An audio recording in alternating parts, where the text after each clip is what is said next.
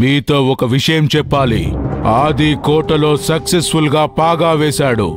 అది తన కుటుంబంతో. చట్ట ప్రకారమే శివగామి ఇంట్లో పాగా వేశాడు. భైరవి గ్రూప్ ఆఫ్ కంపెనీస్ ఆస్తికి ఆది ఏ గార్డియన్. 1 రూపాయి పోవాలన్నా 1 రూపాయి రావాలన్నా ఆది సంతకమే కావాలి. చివరికి అనుకున్నది సాధించాడు కదా. ఆస్తి మీద అతనికెలా ఆధిపత్యం దొరికింది? ఆస్తిని చూసుకోవడం అర్జున్ వల్ల కాదు అని శివగామి అన్ఫిట్ అని భవాని చేత కోర్టులో చెప్పించాడు. నా బాబాయ్ ఈ ఆస్తికి గార్డియన్ కావాలని కూడా కోర్టులో చెప్పించాడు.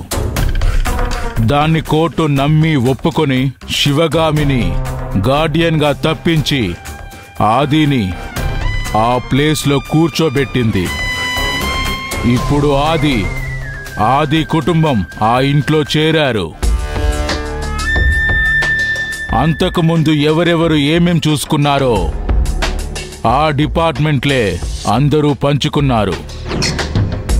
ట్రాన్స్పోర్ట్ కంపెనీని బాలరాజు, స్కూల్ని నందిని, ఓవరాల్గా ఆది ఆస్తిని చూసుకుంటున్నాడు. శివగామి ఏమీ చెయ్యలేని పరిస్థితుల్లో ఉంది.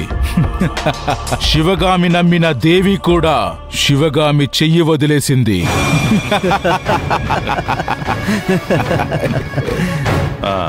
ఇప్పుడేం చేయమంటారు? కొంచెం వెయిట్ చేయి రావణ్. సమయం వచ్చినప్పుడు ఏం చెయ్యాలో నేను చూసుకుంటాను. నేను చెబుతాను. సరే గురుజీ.